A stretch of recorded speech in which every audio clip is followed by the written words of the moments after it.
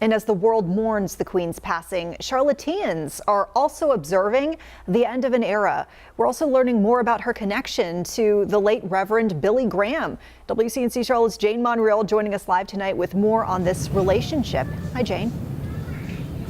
Hi, Vanessa, Carolyn. A special connection here at Sir Edmund Halley's pub in the middle of Charlotte, running into Stephanie Hand, who ran for City Council District 6. She brought a friend here. It is Helen Ride, who also has a special connection not only to Charlotte, but Reverend Billy Graham himself because of faith. Yes, back in 1984, I actually saw Billy Graham speak in London. He was in England for a lengthy period of time doing a mission in England, and I went to hear him speak about his faith and talk about Jesus. And I know that he was really influential on the Queen's faith and her developing Christian faith too. Absolutely, and that's why we are doing this story about Billy Graham and the Queen. Check it out. It's a time of mourning, as I think I've said, but it's also a time of reflection, thinking about how she has touched everyone's lives. I mean, she's been a constant in so many people's lives for so long. One of those people was Charlotte's own Reverend Billy Graham.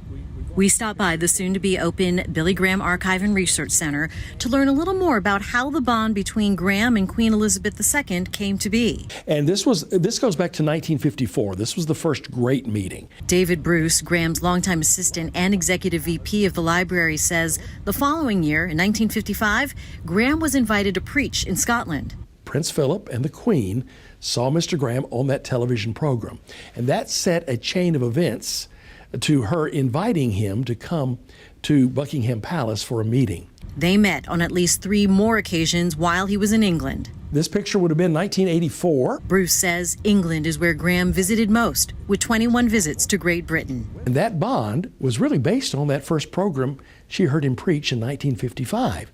That bond is faith.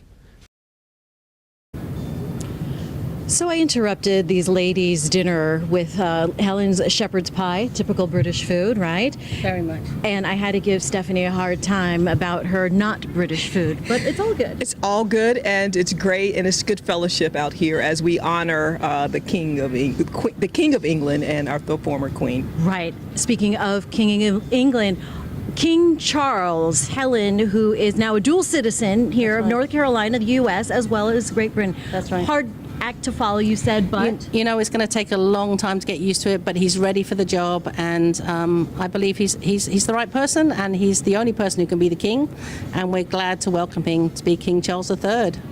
Long may he live.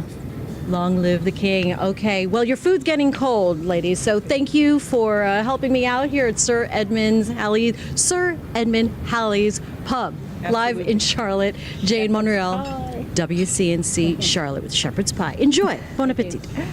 Really interesting stuff. Thank you so much, Jane. And thanks to those ladies for letting us join them for dinner.